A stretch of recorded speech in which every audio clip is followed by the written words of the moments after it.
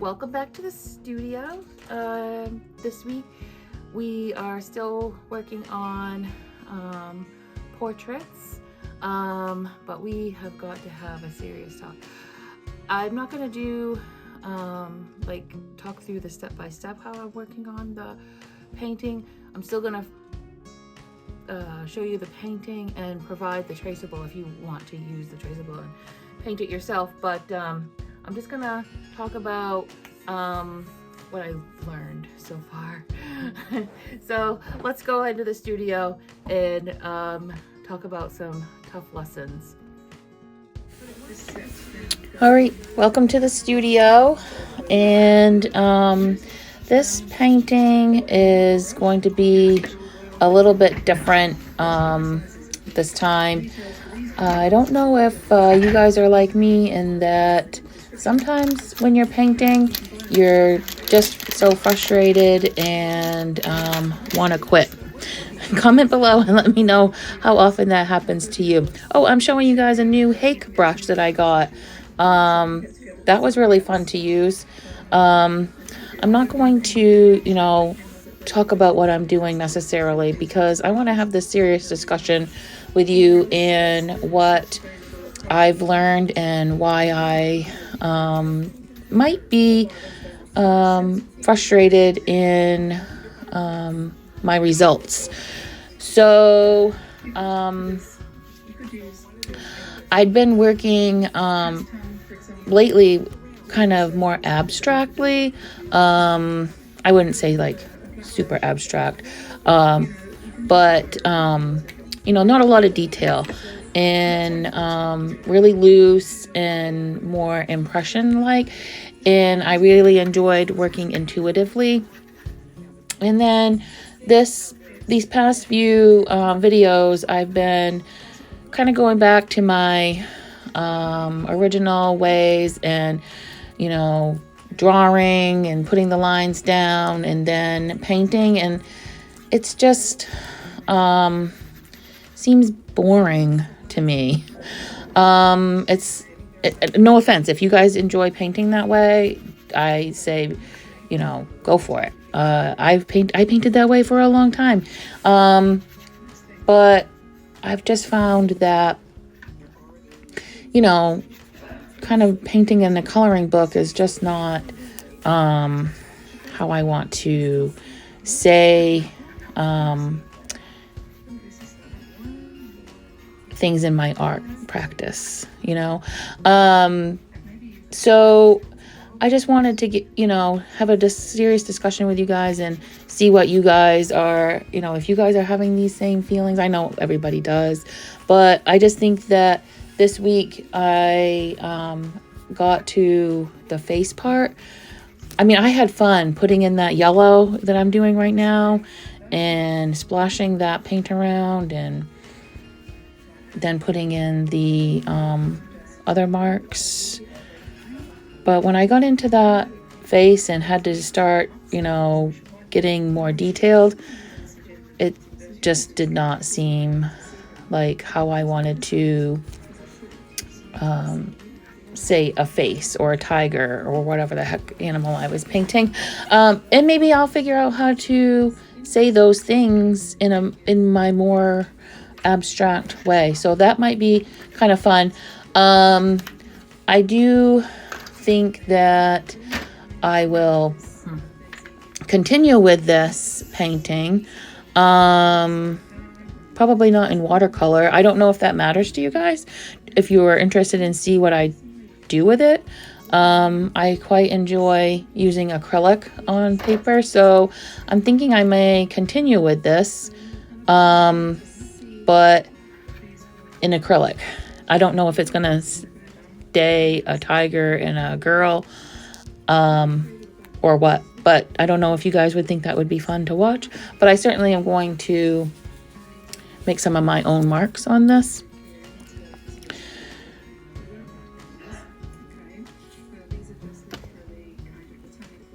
I'm sorry, I'm still here, but I was like, oh, what am I doing? Oh, so I really, like I said, enjoyed painting the background because I liked those intuitive marks that I was making. And I often start my intuitive paintings like this. I knew that the foliage was going to be green and darks. So it was going to be a cool color palette. So I tend to do my underpaintings in warm colors. I know I've said this before in abstract painting is about opposites, you know, and when you have warm colors, it's nice to complement those with cools or vice versa. If you have big marks, it's nice to have small marks too. So that's how I tend to start my paintings. If I do cool, if I want it to be finished in cool colors, I'll have a warm undertone.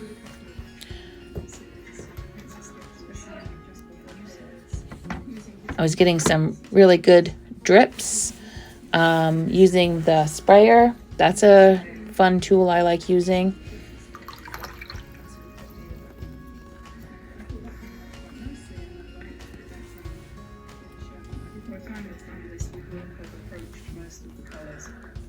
And here I go in with the greens. I really liked the green colors that I was getting. Green is hard. I don't know if you guys struggle with greens. I do have a video on how I mix greens. Go ahead and check that out. I'll link that in the description too. But back to the topic. I was not going to show this video because I got so frustrated, but I looked at the painting today. I'm actually looking at it now and I'm like, well, it's not as bad as I was thinking.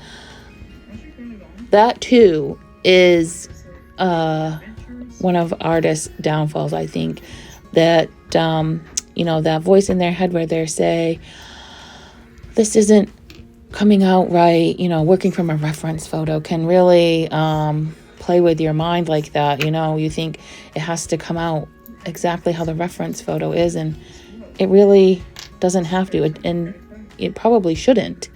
It's just a reference. It's just a guide to help you jump off, and you know. So I struggle with these same things that most artists do. But I was saying that,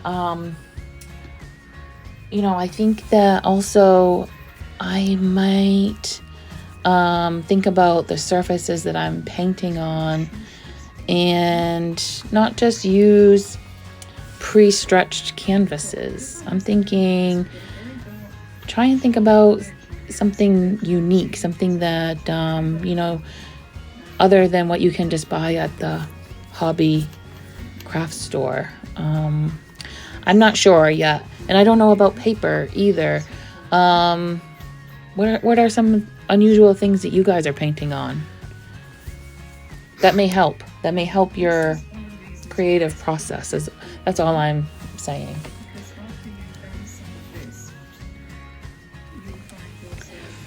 But I did like the greens that I was getting here. pouring on the paint. This really was a ton of fun. I can't even emphasize it enough.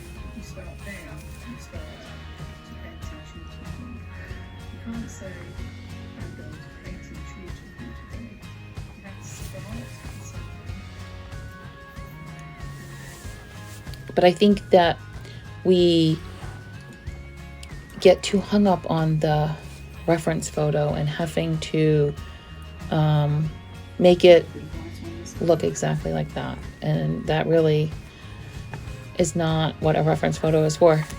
I am taking my back of my paintbrush and just kind of moving that paint around and creating like stems.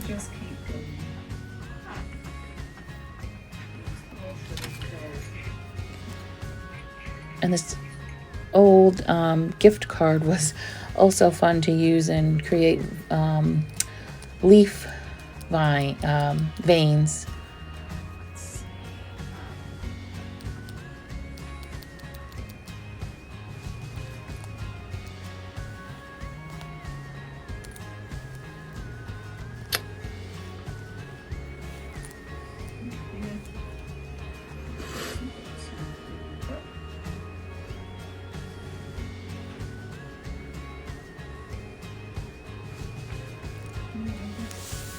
You don't always see the marks that you're making with the card and the, like if you're scraping with the back of your brush.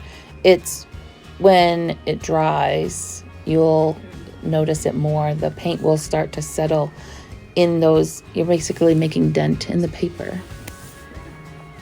So as the paint dries, it will sort of fall into those dents. You'll notice it a lot more after the paint's dried.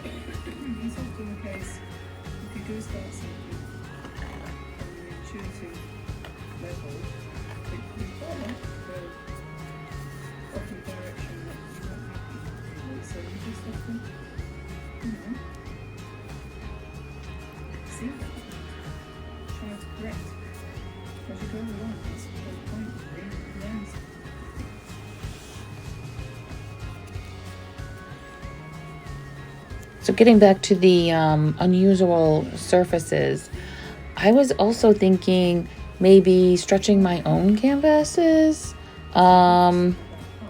or cutting my own boards. I mean, I know that that's not like super creative, but you know, maybe making different sizes that you can't buy. I don't know. I'm just really thinking about what my next, steps in this creative process will be. I'm interested in seeing if you guys are, thinking about what your next steps will be.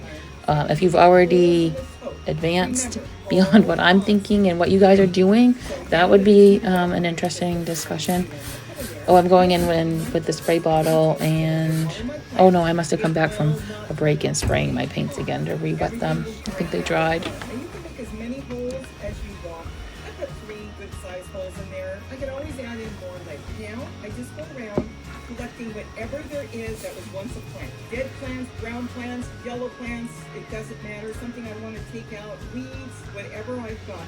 That goes on the bottom. And this way, I am going to build free soil. Now I've also got soil going in with the Payne's Gray and kind of negative painting and bringing out some of those shapes that I see that look leaf-like. Oh my goodness, do the microbes and earthworms love that. And your plants will love you for it.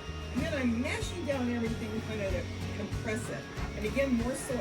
Yes, use. It doesn't matter. It's going to be brand new. I mean, nature doesn't throw out soil.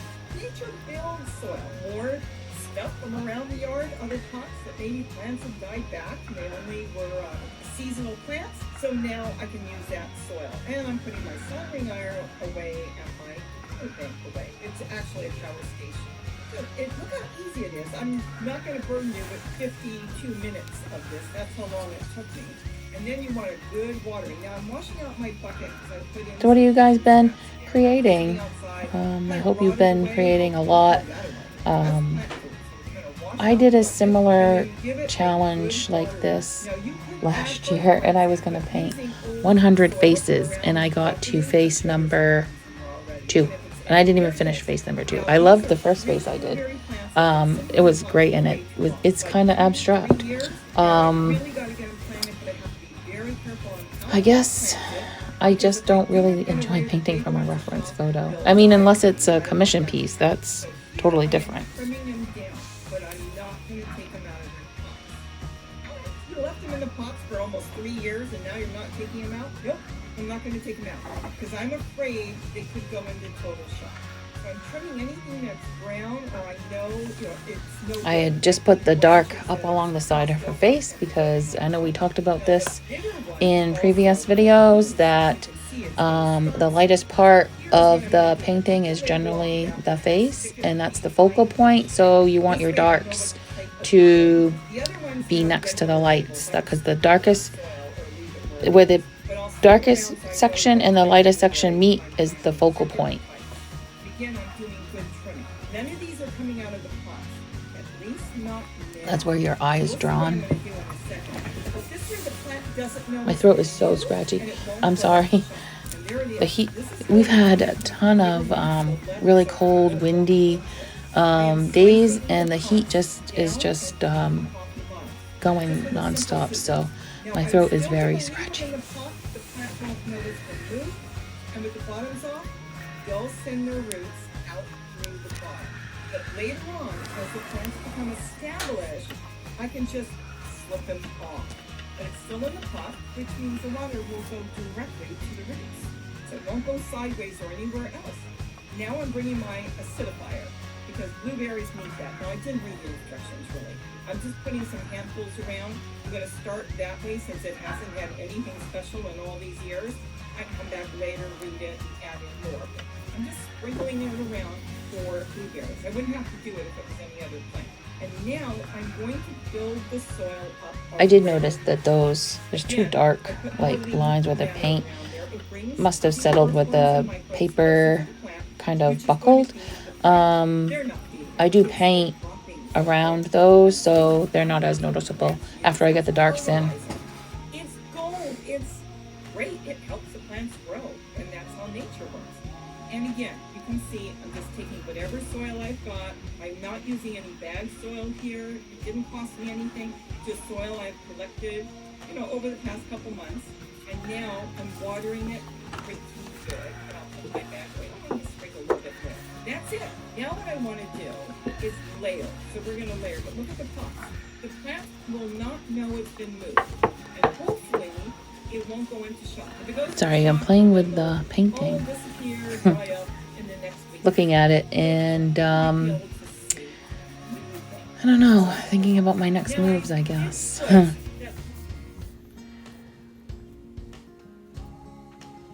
See, it looks great right up until this point.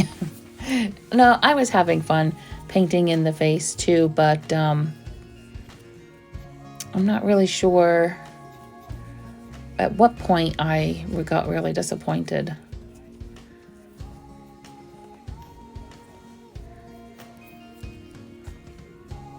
I think when I started adding in the shadows on her face, it really started to get muddy. And muddy's okay. Muddy is just neutral, really, when your lights and your warm and your cools get mixed. But I just wasn't enjoying it anymore.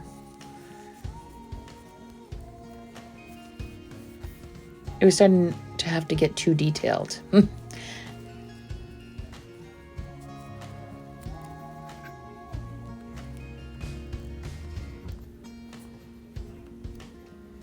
The paint mixture I was using on her face was the orange, the red and yellow.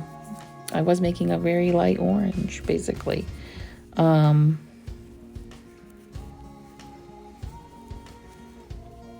making it lean more towards a peach color.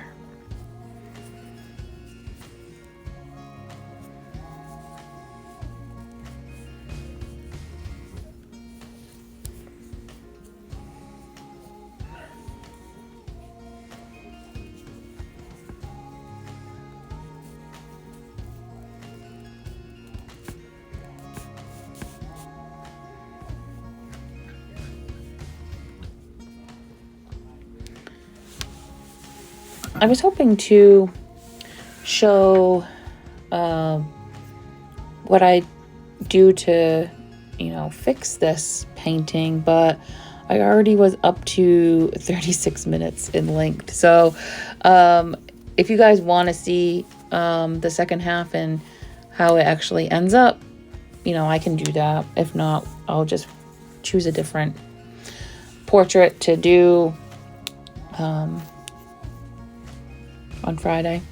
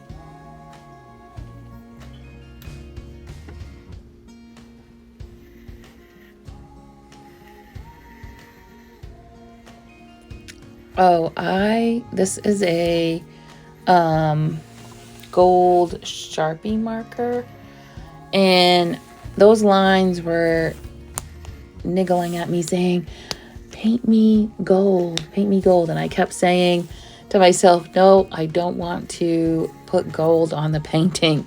And I just woke up one morning, that I think this was the next day because I remembered thinking it all night, and I grabbed that marker and painted in those gold stems. So it's fun, and I like the look. You can't even tell that it's a gold marker, honestly. But sometimes our creativity just keeps at us and says, paint those gold. So paint those gold if your creativity is telling you to.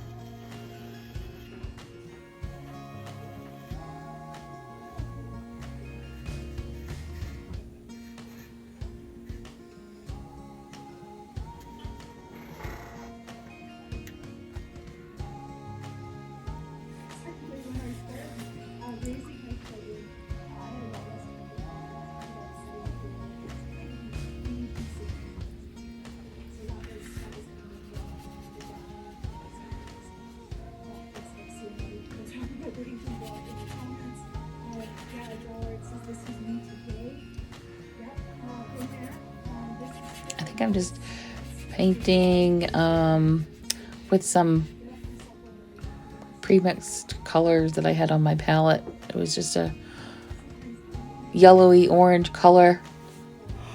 I do that a lot. If it's close, I'll put it down as my underpainting.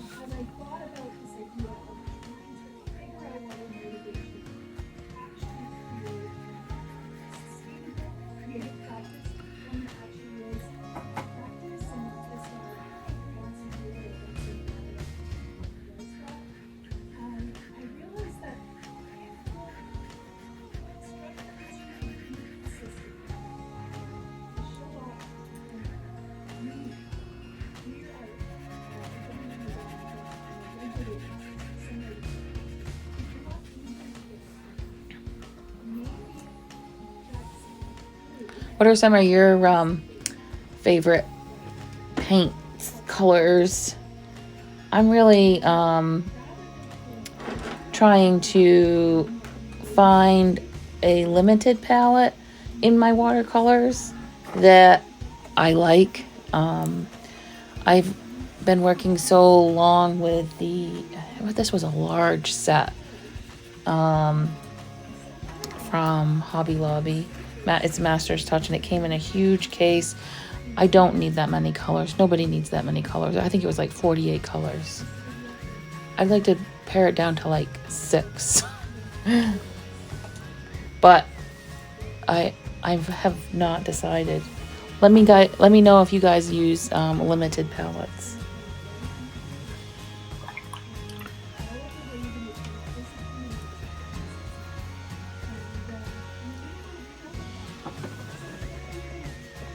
I think that too would help and not make me feel like I am, I failed with the painting, because a lot of times too, I think that we're working with too many colors and then we get that muddy look, because not every single color plays well together.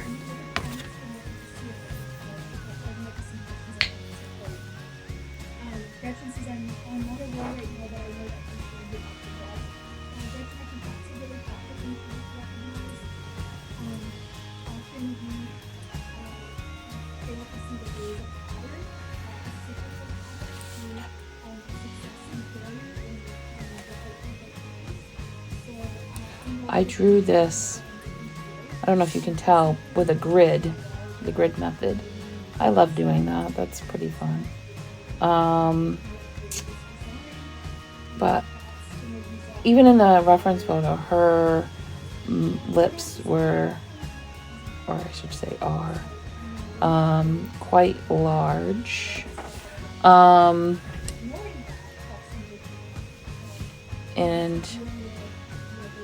that was messing with the painting, the perspective and stuff, I thought, but that is how big they were, so.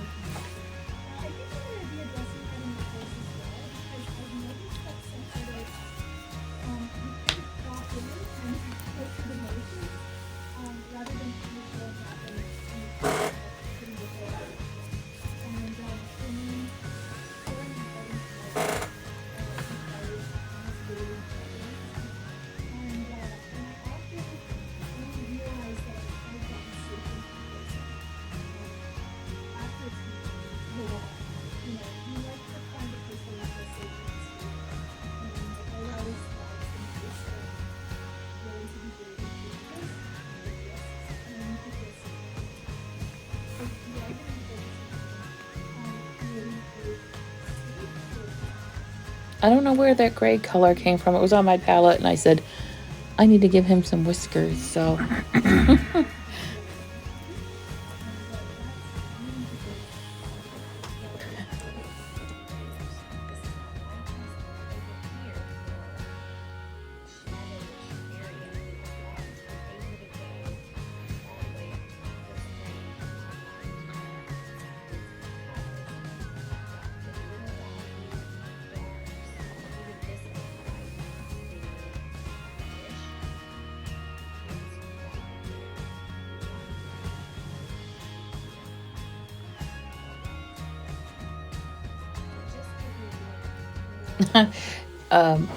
I don't know if I've mentioned this in videos, but I use the lids to yogurt containers or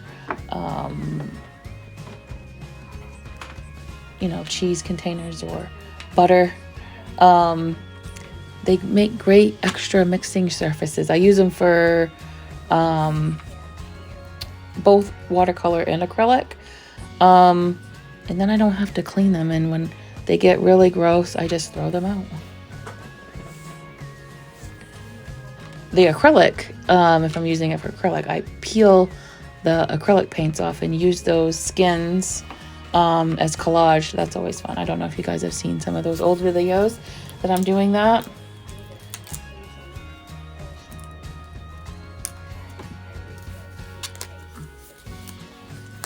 I'm peeling some off right now.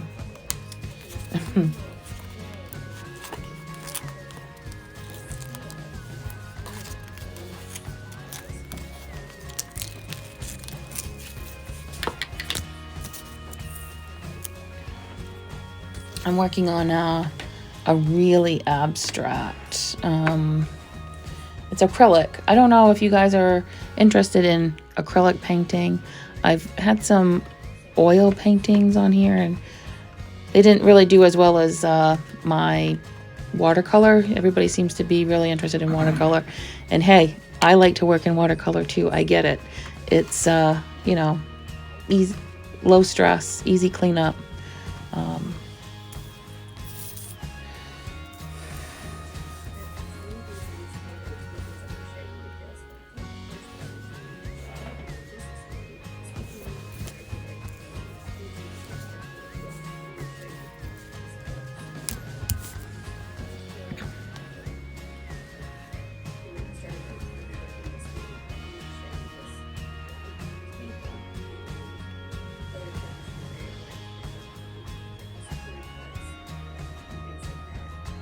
using,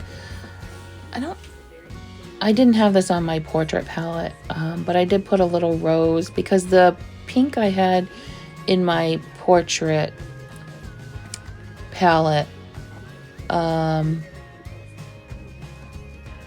ended up not being the pink that I wanted. This is a rose, I think.